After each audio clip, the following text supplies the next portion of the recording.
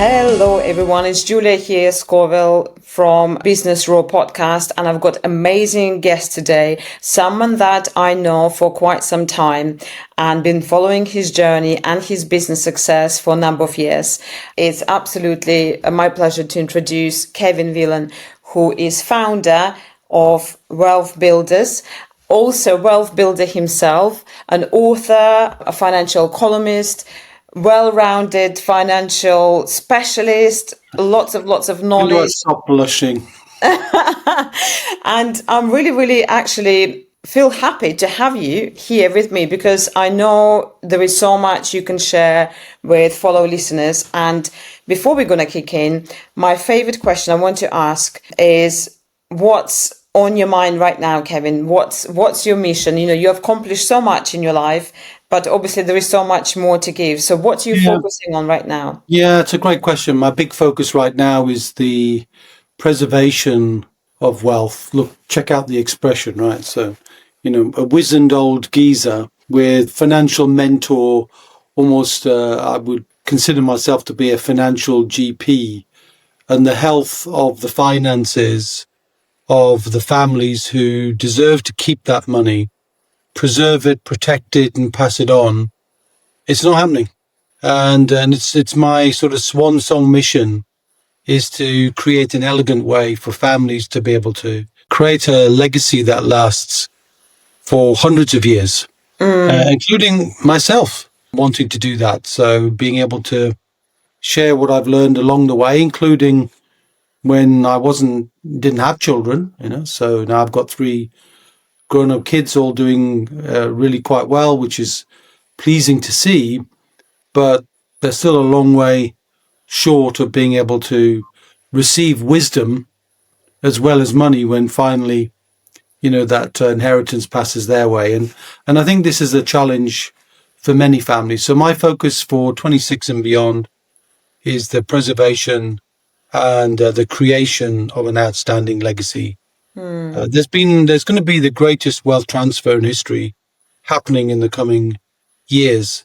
And I want that to be purposeful and done with intention, not accidentally, as so many families have received money with huge inheritance tax bills to pay, and the children just don't know what to do. And even they've got to sell assets to pay the tax, because I suppose the inheritance tax now is becoming increasingly relevant, increasingly painful and pernicious.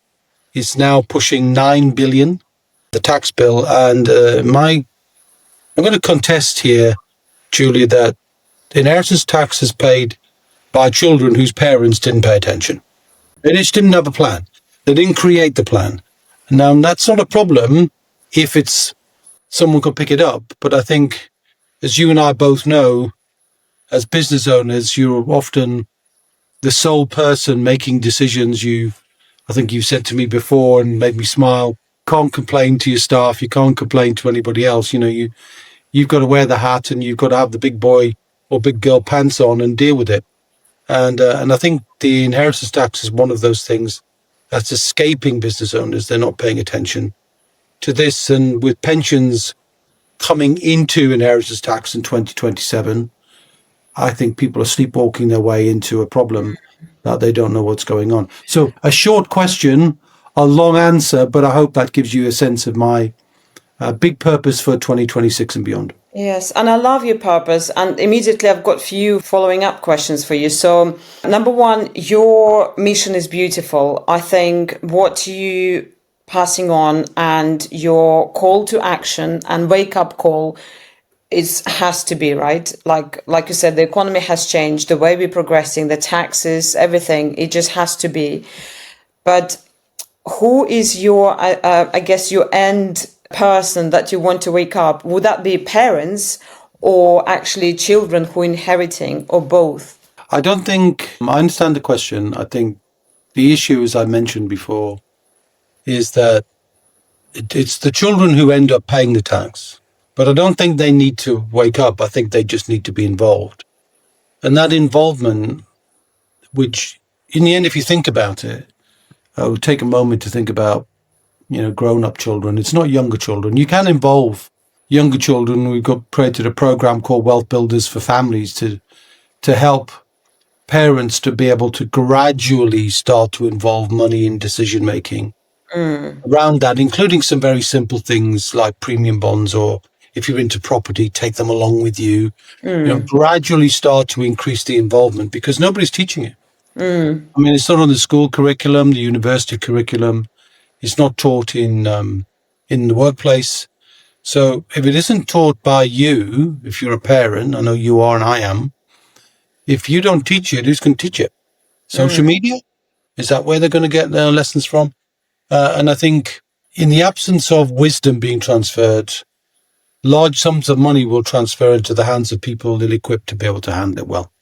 And I've seen that with part of a family member, not direct family, but somebody died early at 60, and their younger daughter simply spent all the money, and it didn't last at all. And that's just tragic, but nonetheless, the death is tragic, of course.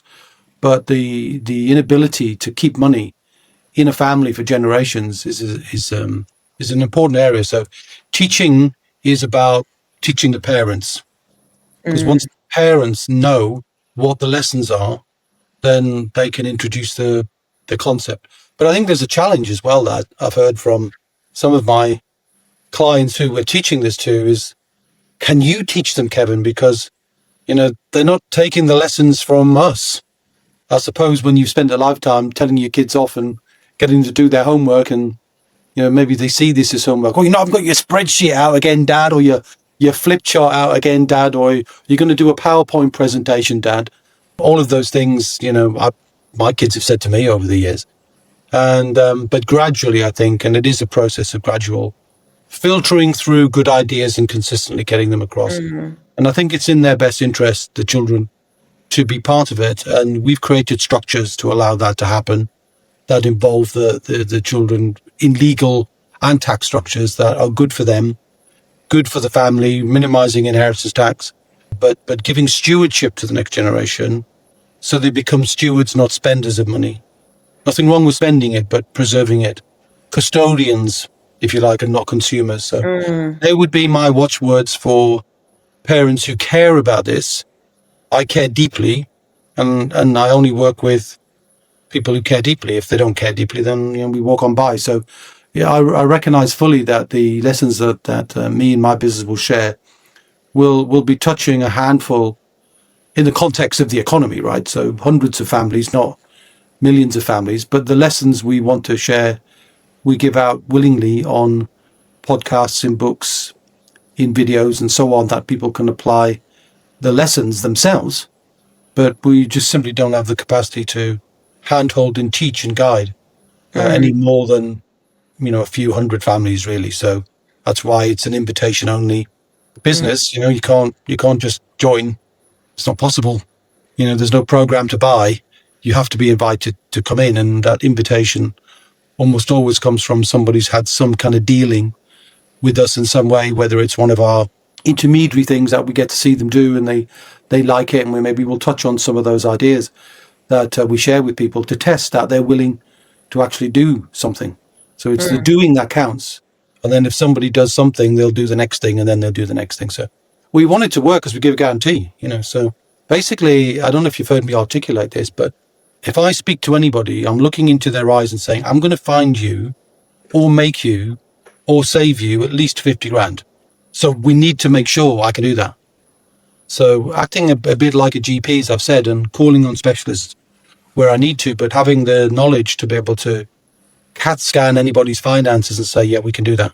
So, and if we can do that, we'll invite people in. If we can't do that, we'll suggest some things they can do, but we will not really get involved in the trying and the helping, really.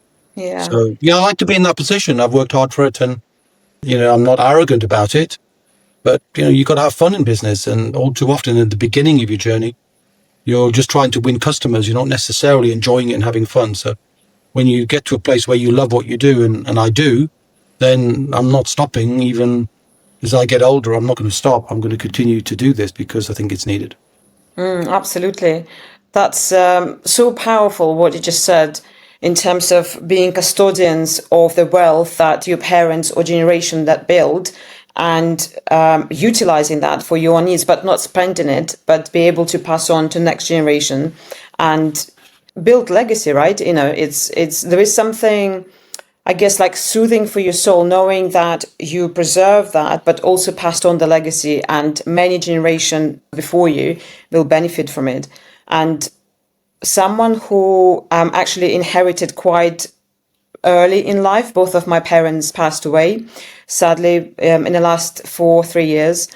And I have to deal with this state. And I think for the first time ever, I just realized, oh my God, actually, I've got an asset from my parents. I've got something and I need to do something about this. And then the first thing was obviously to inherit, to receive myself. But now, after a few years passed, the next thought is what something happens to me, right? I need to pass it on and make sure that my children will benefit. But what does that look like? How do I want it? And because I'm sharing that with my sister as well and her kids, and it's also being abroad, all those kind of questions. But it's really made me think that preserving wealth and generational wealth and building that for your children and generation to come is so important, and education is the key. And like you said, taking action and involving your kids, because there is no point of doing something and for them actually not knowing what they have, what they're entitled to, what does it look like, how to manage. Because like you said, you're not educating holders, you just end up giving it to spenders. Yeah. I think there's a couple of aspects of that. Certainly for younger children, I think increasingly they're seeing money on tap. Everything's tap. You tap your card, you tap this, and they think everything is just money is automatic. So I think there are lessons there. But for the next generation, as they get older and they become in their 20s, let's say, then they become more open to the lessons. And I think if they've got the knowledge, they don't always have to want to do what the parents did and be business owners. And I think as a parent myself with 3 grown-up kids, what they all want to do is very different. And the wealth of the family needs to support who they want to become. So the real value is allowing children to be who you want them to be and they want themselves to be, whether they want to, whether they want gainful employment, whether they want a business, whether they want to write songs or create, some artistic endeavors. I think as long as the value for me is not building money, but building repeatable sources of recurring income. Because if you can do that, then you have to have an asset that creates it. In other words, something you own throws off an income. And if you build up enough of those things, and you'll know because we've spoken before, there are only 7 assets you can really own. And once you understand what they are, they're easy to teach, they're easy to share. And once you've got multiple streams of recurring income, you are set for life. And by owning the asset and maintaining the asset or assets, your children are set for life. So it's not like giving them this imagination of they get a lump sum and then they spend it. It's almost like having a trust fund that generates income of which they can have access. But they have the opportunity to give back and to add value and to almost expand, not just to perpetuate, but to expand it for the next generation and see themselves as part of a plan. I mean, you look like I can see behind you. You look like I think it's a mirror or something. But you imagine that was a portrait. I imagine a portrait of me, and 150 years after I'm dead, they're raising a small glass and they're going, "Thanks, Kev, for starting the ball rolling." So I want to be a pioneer for future generations, and I think many of my business owner clients see themselves because of our influences as pioneers to create the wealth, because the current baby boomers like me, probably the wealthiest generation in history. And the next generation can be poorer with student debt, getting on the property ladder later and so on, for all sorts of different reasons. Taxes are much higher. It's more difficult for them. So the next generation without our influence will be poorer than the one before. And I think the simple objective of any parent is to enrich the next generation so they get some benefit, so their life is better than you had. And that's becoming increasingly difficult. So anyway, I love your analogy Instance, of, that portrait somewhere in a wall of fame of family history. That's exactly how I always position myself, like being that aunt in the family who changed the course of the whole, basically, family financial situation. okay. It's interesting what you said about not being influenced by a state in terms of what activities you should be doing. I've met a business owner who quite successful in what he does. And, you'd have thought that he wants his children to step in and take his business over because it is a successful business. But his way of thinking was quite different. And what struck me, he said to his son, who was doing degree in science and so on, that go and become the best science because this is what interests you. This is what motivates you. This is where you apply yourself best. So don't think about earning a salary. Don't think about where you're going to live as a student. I'll get that covered. But what I want you to think about, I want you to become the best at what you do, the best at science. Go and Yeah. find that next cure. Go and do, that research. And I think there is something powerful in that, like setting up your children and their future, not influenced by them, just doing activities that generates money or they have to cover the bills, but actually they do something for bigger purpose and something that nourishes their soul, their interests. It's an amazing position to be. I mean, business owners have always got a challenge of their own exit because when we die, of course, and that's what we're talking about with inheritance tax, there's an exit anyway, and that exit has got tax consequences, and the tax consequences are getting worse. But the issue for many business owners is that the kids do have different interests. They don't want to take over the family business. I'm not expecting, my daughter who actually works in the business, and that's nice, and I enjoy what she does, and I'm trying to enrich her to become bigger, stronger, better in her contribution to the business. But generally speaking, business owners will not see the business taken over by the next generation unless and that doesn't have to happen anyway, because if you set up a business well, so it works without you, you can either sell it, manage it, maintain it, or somebody else can do that. And there are just multiple ways to be able to turn the business into an asset as opposed to the business dying with you. My father had a business and his business died when he died. And that was a big challenge. It was a big wake up call for me as I began to resonate with the lesson and think about it. Well, if he died at 46, that's very young. Very young, yes. So he was working in the North Sea oil and almost like an agent for BP and Shell, recruiting people and getting a small slice of the wages of other people he recruited, like a football agent does now, but in kind of more basic working practices. And then when he had a heart attack and died, there was no business succession plan. There was no will to protect anything. There was no life cover to pay the mortgage. I think the business owner in him just didn't expect ever that, or certainly not in his 40s, that something would happen. But when it did, with nothing protected, the business went backwards. In fact, it died and the family went backwards. So now my concept is to create what I call a family wealth fortress, an unimpeachable, bulletproof, safe haven for families' wealth to be preserved and maintained, as I mentioned at the beginning.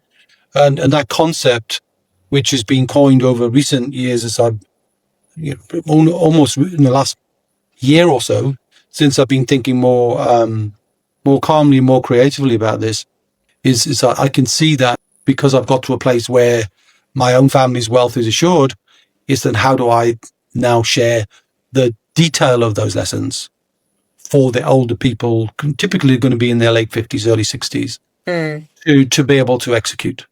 And it's been interesting for me to create that, including, the writing of a family charter, which describes the values of a family, what their intentions are, how they want the money to work, and what its long-term purposes are.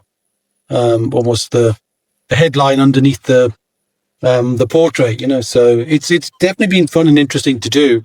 Albeit most of my life has been spent showing people how to build wealth, because the building is the most important part. But when you built it, it's then how do you lock it in? How do you make it sustainable and dependable for generations to come? And that's a skill that I don't see that's out there for the reason that when most people think about it, finance, and if you think about business owners, where do they go and who do they connect with? They'll connect with an accountant a lawyer, financial advisor, maybe a mortgage broker. They'll connect with people, but each of those individual people have got a silo in which they have a skill set, and they have a protected interest. They want to be paid to do a certain thing, and they're not talking together. There's never a room or a Zoom where 5, 6, 7 people are all talking to help the wealth of a family. Now, in America, they do that. They call it a family office, and usually it's families with hundreds of millions do that. I'm trying to bring the very same concept, but to people with a few million. Certainly between like 2 and 10 million typically would be our clients. And to show them that there is a holistic way to do things, with me and my team acting as the coordinator at the center, pulling all of those other specialists like a GP together, speaking to them to coordinate the result and giving the client the best possible outcome with no commission shared, no conflict of interest, what we call being a fiduciary, meaning like a GP says, I have a Hippocratic oath to take care of you. Our equivalent of that is everything we do is about saving you money. And there's a minimum of 50 grand, otherwise we're not doing it. So, if we charge a fee to do the work, which typically say 10, it doesn't take much for someone to say, you give me 10, I'll give you 50. I'll take it. But we've got to make sure they'll do the work, they'll implement the lessons. Otherwise, that's the problem, because, I'm too busy. Well, it's the wrong fit. So that's why we ask people to do small things to show that they will actually go on and do it. So, yeah. But, as I said, we share the lessons and I'm happy to share as many of those as would be reasonable for someone to act on, because these lessons are everywhere, but coordinate them at the right time in the right place. Because I see a lot of people confused. As you get successful, you build complexity around you. And that complexity sometimes almost becomes foggy. You can't see, you think, should I do a trust or not? Should I do a family investment company or not? Should I do a SaaS or not? Should I create a family trust or not? They don't know what to do because they don't know all the pieces and how they interconnect with each other. But, so we've created that system of 7 interconnecting parts and we can't find any more, so that when they look at all of those things together, some simple things, easy ones like we talked about the different specialists there, like lawyers, so tax, legal, financial, there's 3, right? How do you create recurring income? How do you involve the next generation? There's another 2. And then we've got what structures should you have in your family? That's another one. And then finally, should a SaaS or a specialist pension, a family-based trust fund, which is pension-oriented, called a SaaS or a small self-administered scheme, again, something you've heard about and have spoken about before, is a hugely powerful tool, but is so poorly understood that we're possibly the leading expert in the UK on it. And it's only business owners who can do it. So employed people can't do it. Self-employed people can't do it. It's only the domain of the business owner. And nobody's telling them. And the conflict of interest comes because the advisor doesn't tell them, because the advisor wants to be paid to make the money. Whereas we show the business owner how they can claim corporation tax back, use the money to build assets, and use those, and those assets can be in your children's name. Yeah. So that they can build the next generation's wealth, but nobody's taking a commission. Nobody's taking a percentage. And that's different, because everybody who's got a pension, they're paying a percentage. They're paying a commission. So it's different. So the way we approach it is very, very different, but it's being done quietly. Being done You know what? I absolutely love the way you position this, because the knowledge that you translate, share, educate can be quite complex, right? If you never came across this knowledge before, or nobody told you, there can be like lots of information overload. Yeah. And I would like to admit, it took me years to build up that knowledge myself and get my head around it. So I'm in a space where I can freely talk about it. But what you do quite well is providing a system and 7 pillars, right? So it's very clear, very easy to understand. It's systematic as well, the way you present that information. So, and it takes customers, takes anyone on a journey of step by step building, understanding, creating, and also identifying the end goal. I always like in my business as well, the step number one, start with the end in mind, right? Start with that strategy. For what purpose? Why do you want to do all this? And then everything just unfolds and falls into places. And you've got amazing team and tools, like I said, to support that journey and create those assets, create those different vehicles that can preserve your wealth on many different ways, generate income, save you tax. And I love your concept about family charter.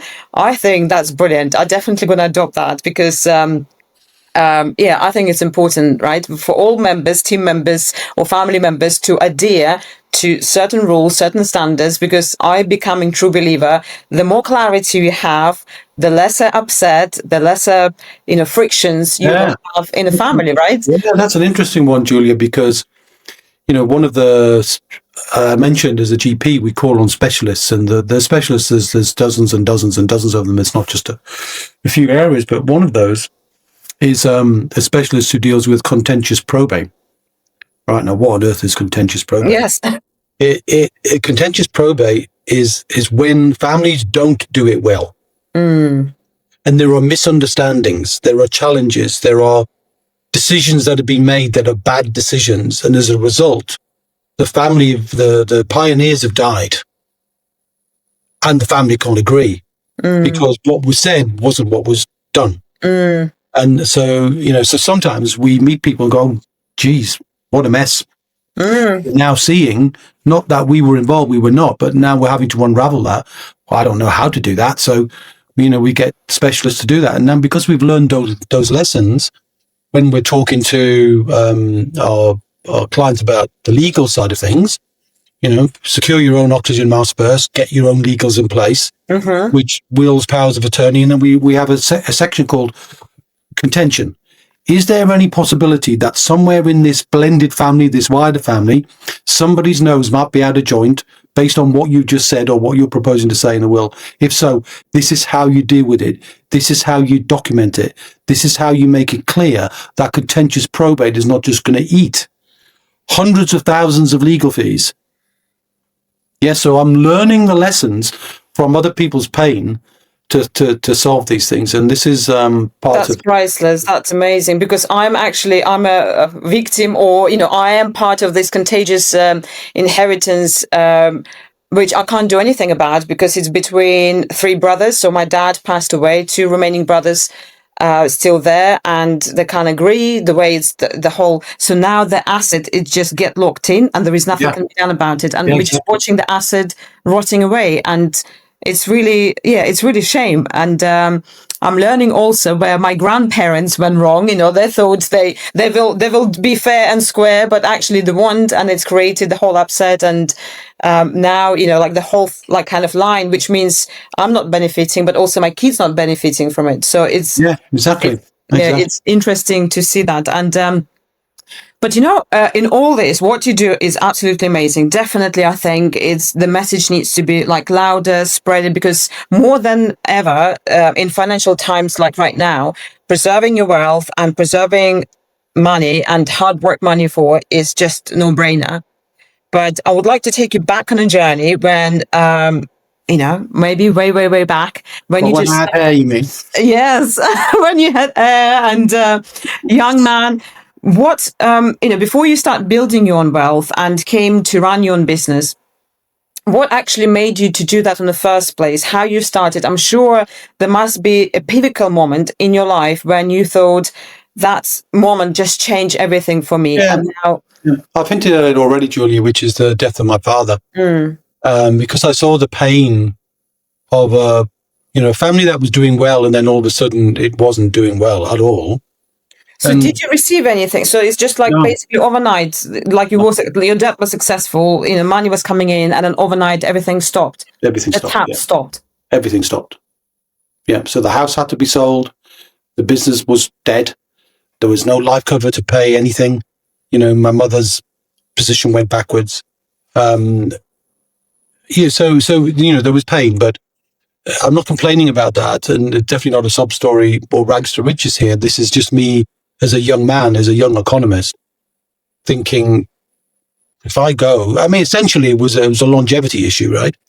So I thought about it, and I came to London in the early 80s, and I met my wife. I married in 89, in 1985, March 85. And as I was getting married, I was thinking, crumbs, if I don't live as long as my dad, do the maths calculator, no computers, no internet, nothing. Just, can I calculate this? Can I save enough if I have a job? Can I save enough to set up a family? And I didn't think I could.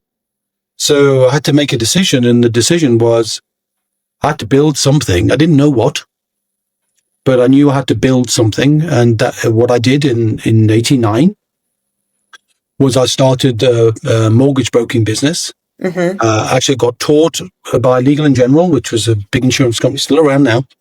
And they taught me. And I remember in 1989, in my first year, I earned £67,100. And I thought, I can do this.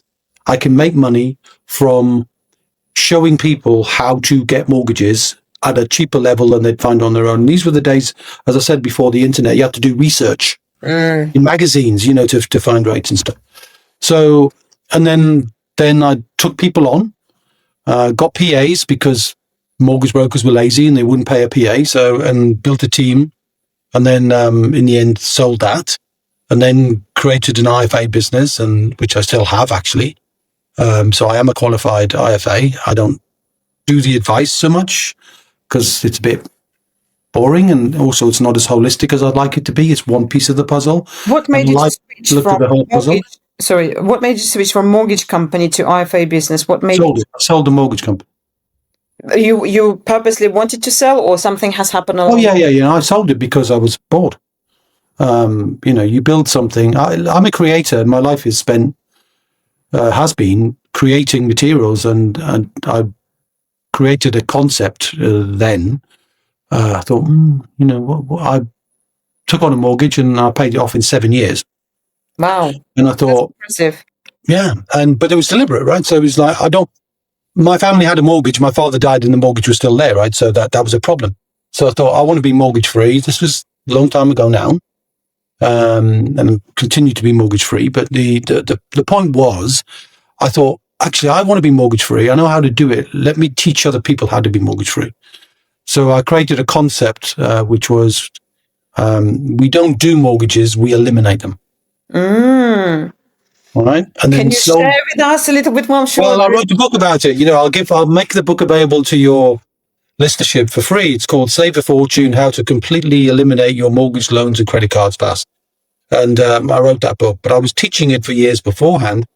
And based on the concept of getting people to pay a subscription to be part of a program that got them to be mortgage free. And that worked so well that somebody else took it off my hands under a license agreement, so I could get a recurring income from the business without doing any more work. And I hope none of the brokers are listening to this, but I don't do any more work for that business, but it still pays me a royalty. And over the years since I've sold it, I've had millions of pounds and I've not done a single thing. I can see now how your 7 pillars are getting formed through your personal experience, because one of the 7 pillars is IP. That's amazing. Yeah. And then the IFA was wider. It was different. It was 2006 when I did that. And then I thought, I could be an IFA, became an IFA, was a good IFA. But I changed my tune in 2009 because in 2008 there was a credit crunch, and probably people can remember that if they're old enough. And I thought, I'm doing my best for people here, but they're losing 30-40% of their money, and I can't do anything to stop it. There's something wrong here. Everything crashed at the same time, and basically in economic terms and IFA terms, the whole principle of diversification is diversification within the stock market. So if equities are going up, bonds are going down, there's a whole linkage. I'm being very simplistic about things, but in 2008 everything crashed. Like nothing was going up, everything went down. And I thought, a bit like the death of my father, I thought, what if people are pinning all of their hopes on the stock market, in their pension, in their investments, and they were retiring right here, right now in 2008. What would happen? And they'd lose 30-40% of their money, feel vulnerable for the rest of their life. The predictability of income they've worked so hard to get, they're now not getting because they can't draw as much money because the pot's gone down. It's like having a leak in a water tank. Your water's going to have to shut down and you're going to have to fix the leak. You can't fix it because you can't control the stock market. So around about that time was when I started to think about these multiple ways to create recurring income, which didn't depend on the stock market. And so around 2010, 2011, started to teach people how to do this as well as being an IFA. And that led to the formation of Wealth Builders, which became really a more creative place to share a more holistic plan, which has got nothing to do with owning stocks other than as a diversifier. Nothing wrong with holding stocks, but my view is you can't be wealthy sustainably if all you do is hold money in the stock market because you can't control the volatility and there's no predictability of income. So creating the multiple streams of recurring income became my next book and became my next thought. And people resonated with it. I seem to have a knack for finding ideas that people go, that's clever, I like that, I'll do that. And that worked for me. So Wealth Builders has done really well. And now I'm in the latter part of my wealth building life in terms of the thing I want to pass on. I'm now focused on personally, I'm working with older people, business owners who built money, they built it in their business or they built it in property, and they now want to learn how to pass that on in the right way. We've still got the team building income, helping people build recurring income, still got the IFA team, still doing wills, still doing powers of attorney, still got the mortgage business there. So, to help people who need mortgages to get leverage and so on. But, it's good to have multiple things that can help. But, the expertise needed now especially with tax in particular, your taxes, wow. I mean, if you look at what the government have done in recently, you were becoming so highly taxed as a country. It's getting harder and harder and harder. So you have to be on top of your game when it comes to tax. And while I'm tax savvy, I'm not an accountant. I'm not a chartered tax advisor. So I call on those advisors to bring ideas that we can share with others in podcasts, in rooms, in webinars, and sometimes with a direct referral, so that somebody can get guidance from somebody I know who'd be a specialist that would serve them. In the same way, if you've got a problem with your knee, the GP is not going to fix that. They're going to say, here's a specialist who does that. So without trying to pretend I'm a doctor, I am not. But I feel 30 odd years of experience and qualification allows me enough wisdom to be able to say, I think you need some help here. And here's how I've coordinated this. And here's a guarantee of your result. How many people can you deal with who just want to charge you a fee, just want to charge a commission, just want to charge you something, and you don't know what the result's going to be? I look at people in the eye and say, I'm going to find you 50 grand. Right? Will you work with me to get it? And I need you to give me 1 hour per month. Will you give me an hour a month? And will you do what's needed to be done in that hour? If you will, and we resonate, let's work together. If you're not going to do it, or you don't do the first hour, then it isn't going to work, because I don't want someone not to get 50 grand from me. They have to get it. Otherwise, I'm going to carry on until they do. Yeah. It's only going to work if they will do the work, which means not a lot, but do that one thing. Can you do that thing this month? And then, because we know what to do. These are the things you need to do to get it done. So. I love what you just said in terms of the stocks and actually spreading your eggs in different baskets, as they say. Something, I guess this was actually an insight moment for me, that if you're really fortunate enough to retire when the economy is going down or there is recession or whatever, then it is an unfortunate event, right? The timing's not on your side. And if you're not protected, certainly made me think, and I'm sure a few audiences take that lesson on board as well. Yeah. But in terms of taxes, what you just like stated, the government is taxing us heavily, and some people finding escape in terms of migrating to different countries. Like Dubai now is very popular. Like almost every third person I meet, thinking about going to Dubai or already gone. Where do you stand on that? Is that a solution? Well, it isn't really, because the tax position is, you have to be aware of it, and you have to decide ultimately where you want to live your life. Okay, so I've got 3 grown-up children. I don't want to go in another country and be separated from them. So you have to decide where you want to live. Actually, you probably have to decide where you want to die. So again, statistically, I'll probably die before my wife. She's 5 years younger. We got three kids and grandkids now, and we're not moving. So we just have to do the very, very best we can. And you can do loads of things with tax. There are so many plans and strategies that can reduce, and in some cases, eliminate taxes. But you have to put time and energy in it. Now, if you go to another country, you've still got the principle as well, where's the income going to come from? If you've got a business that is generating a recurring income in the UK and you want to move to Dubai, how's that business going to be managed? If you've got a property portfolio, how's that going to be managed? Because you can move to Dubai, but your property portfolio in the UK is still going to be taxed on inheritance in the UK. So I don't think moving somewhere is a solution. I think it's interesting to decide if you want to live a life in another country. There's nothing wrong with that, and I don't criticize it or condone it. It's whatever is important to you. I've seen whole families move. One of my clients I was looking after, the whole family's gone to Cyprus.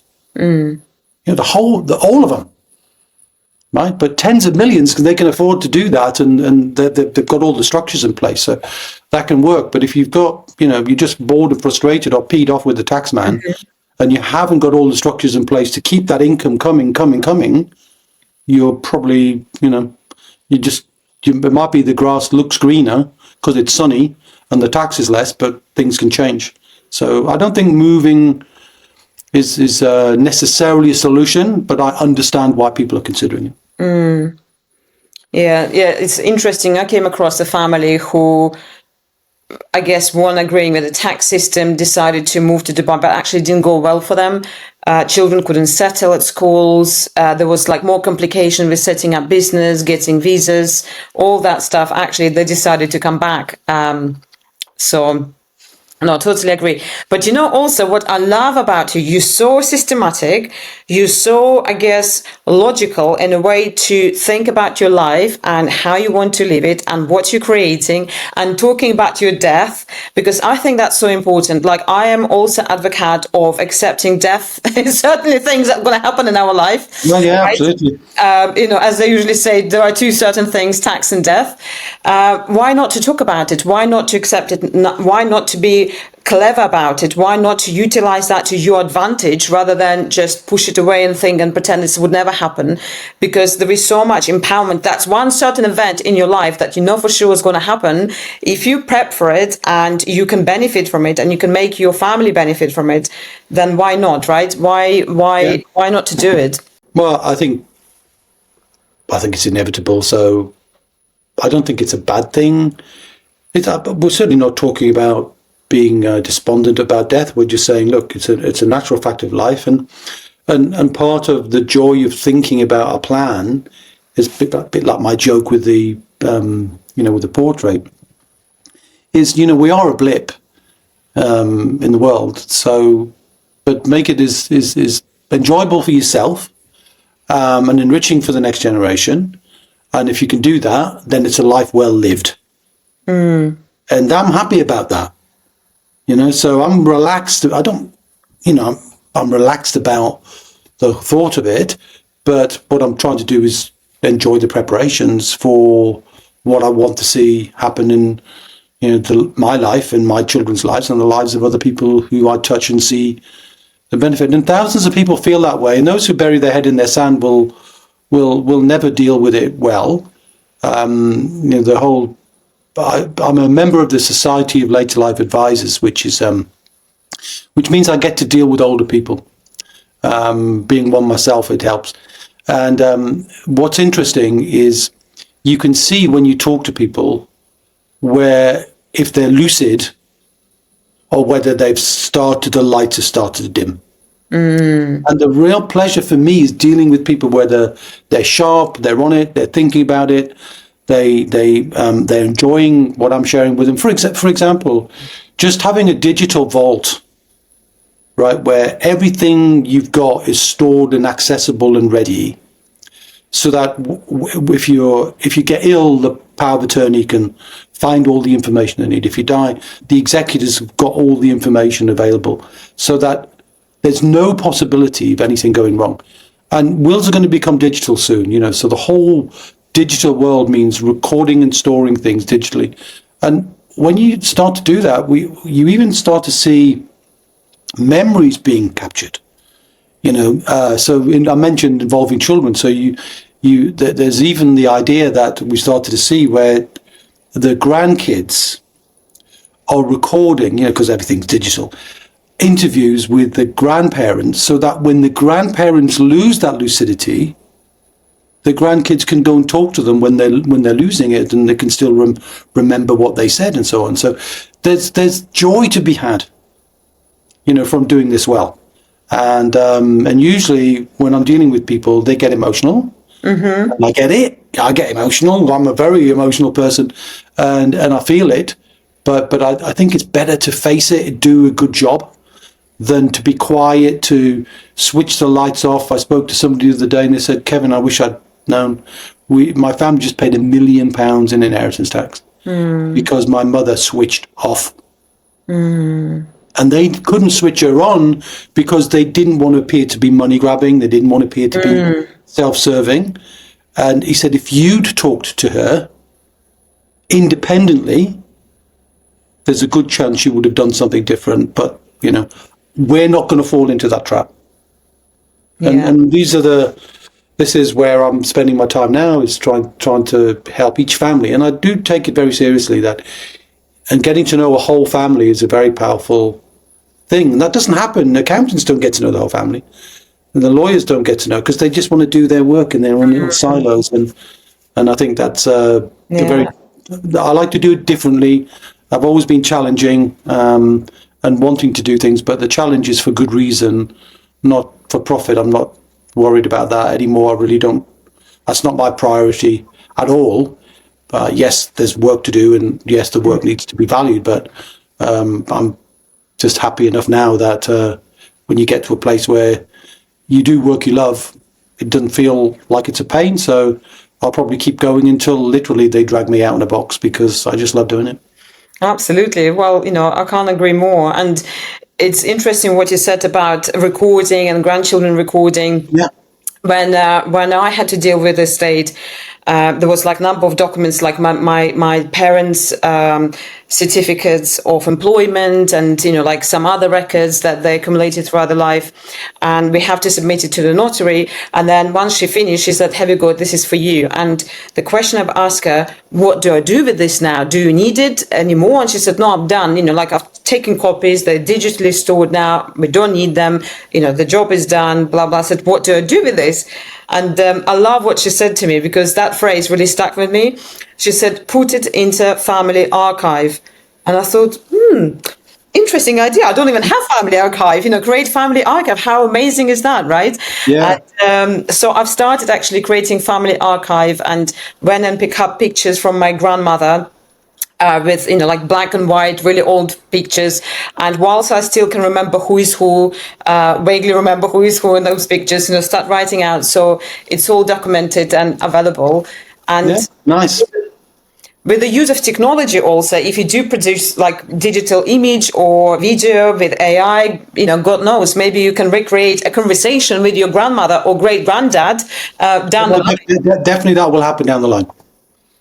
Yeah, there's no doubt about it that you can bring, I haven't even thought about that yet, but it's really good to see the idea. You call it the archive, I call it the family wealth vault, because by keeping things together, you're almost documenting the decisions from now. It's difficult to document decisions from the past because most people haven't done that.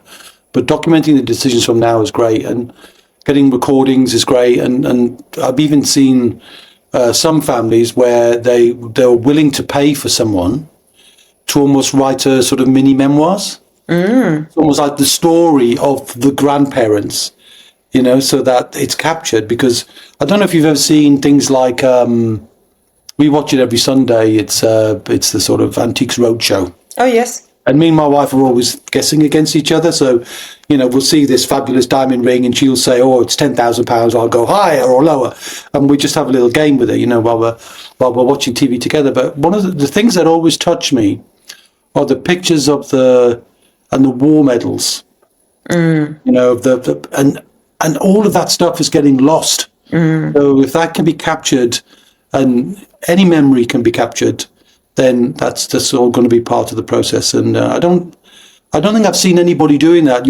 I like your archive idea, but the principle's the same, but creating in a way so it becomes a living document, so it becomes part of your family's story.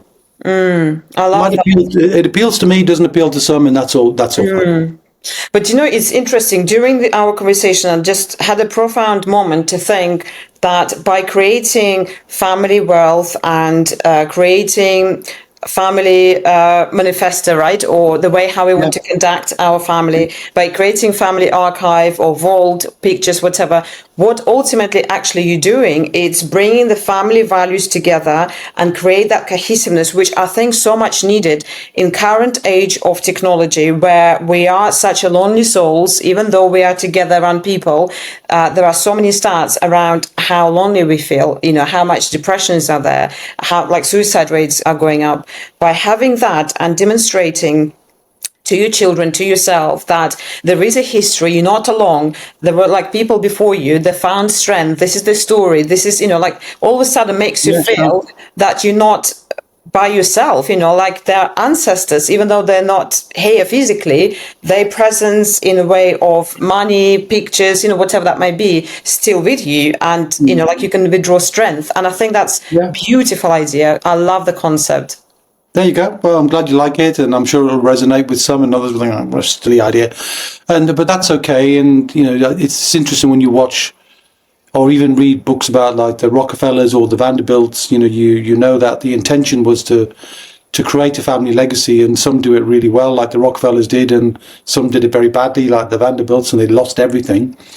And this concept of shirt sleeves to shirt sleeves in 3 generations, where one family earns it, the next family enjoys it, and the next family has lost it. This just doesn't feel right to me. So I'm going to continue on my quest, Julia, and thank you for allowing me to share that. And I'll be happy to share any of my knowledge and resources with anybody who's interested, so they can read it. I'm not intending to try and seek anything from that. I'm not going to charge anybody for that, books and so on. I like to give things so that if I can influence somebody by reading it and they do it themselves, that's great. Because, as I said, there's only so many families that we can seriously engage with anyway. Fantastic. Thank you so much, Kevin. Really appreciate your time and being my guest. And my question, if people would like to reach out to you, what will be the best way? Definitely wealthbuilders.co.uk to get a feeling for what wealth builders do. But, you can find me online on LinkedIn and so on. And however you want to reach out, or just follow what we're up to. If you resonate with some of the messages, you'll see what I'm up to and what I'm publishing and what I'm sharing. And maybe 1 or 2 people will come and say hello somewhere. Brilliant. And final question to summarize the show and close it off, because I can't let you go without asking this question. Obviously, like you said, you are going towards the senior age of your life. If there was one wisdom or message or lesson that you would have passed a younger version to yourself, what that would be? Yeah, it would be start building assets, so think about doing something that you can own that can generate income, because the earlier you start that, the better it is, because then you're seeing whatever you're doing as a way. If you're earning money in a job, you're earning money in a business, take some of that money and plant a tree of wealth. And then gradually over time, that will build into a forest. And then again, if you're imagining the next generation, the fruit's falling and they're enjoying it, but they're nurturing, and you start the process. So if you can, Be the pioneer, be the farmer, be the starter of the family manifesto, or in my case, the family wealth charter. Be the starter. You be the starter. Don't let somebody else start. Oh, love that. Thank you very much. Thank you, Kevin. My pleasure. Thanks for the invitation.